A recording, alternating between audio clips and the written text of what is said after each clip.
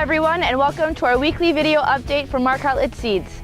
I'm in our 80-day corn trial near Friedensfeld, Manitoba, and in today's video we're going to take a look at some early observations in our Quick Roots trial, as well as our critical weed-free period in corn and soybeans, and we're also going to touch on some of the delayed emergence in our area.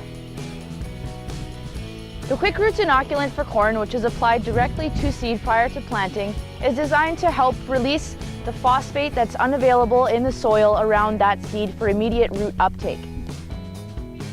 Once the phosphate is taken up by the plant, the roots will experience a rapid growth, which will then in turn lead to a higher uptake of nitrogen and potassium. Accelerated root development, as well as an increased uptake in nutrients in the early stages, which would be from VE to V3, will potentially increase your yields. The goal for all our cropping acres is to start with a clean field and keep it clean. However, with some of last year's harvest challenges, as well as some hasty field work that was done this spring, we are seeing that there's possibly some more perennial weeds that have escaped, like dandelions, than in some other years.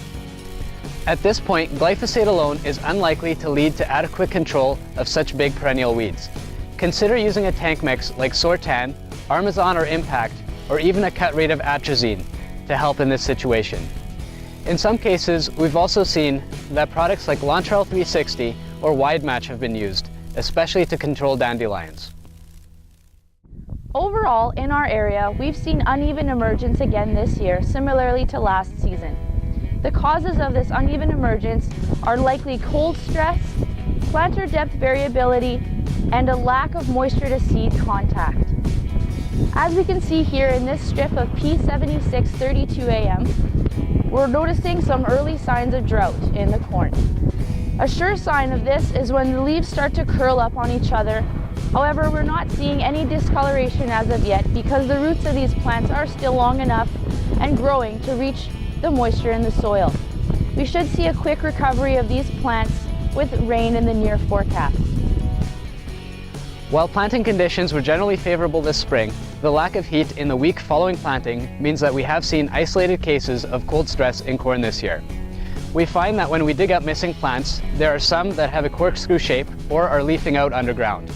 At this point, we haven't found any fields that would require a replant or have a drastically reduced plant population. Now that the sun is out and soil temperatures are elevated, soybean stands are quickly establishing themselves in almost every field we go to look at. It's important to remember that despite this heat, soybean development will still be quite slow for the next couple of weeks. So it's going to be critical to keep those fields weed-free from the first trifoliate to about the third trifoliate, as this is where the greatest yield loss can occur. The team at Marc Hutlet Seeds is trying something new this year.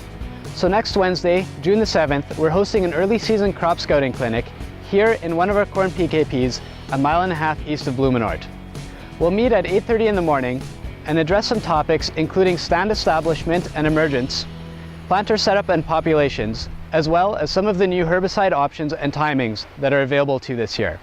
Please let us know if you're interested in attending. Finally, we'd like to wrap up our spring season with returns as soon as possible.